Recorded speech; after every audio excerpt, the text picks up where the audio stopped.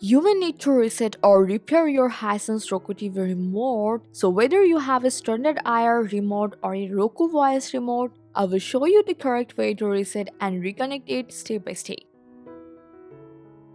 So if your HiSense Roku TV came with an IR remote, there's no actual pairing needed. It doesn't connect like a voice remote, so you just need to reset things the right way. So first you have to replace the batteries with fresh ones and make sure nothing is blocking the front of the TV sensor. Then point the remote directly at the TV and try again.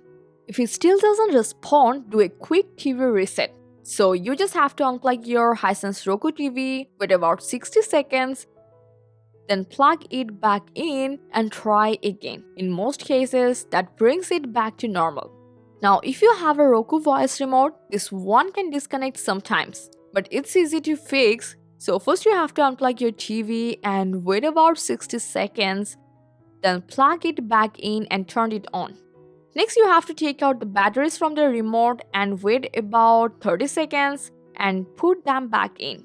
Next, repair the remote. If your remote has a pairing button, open the battery cover and press and hold the pairing button for about 5 to 10 seconds. Now you have to wait for the light to flash, then keep the remote close to the TV until it connects.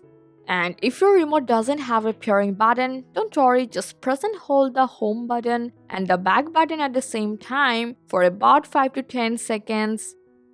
And after a few seconds, you will see a pop-up on your TV screen that says the remote is pairing.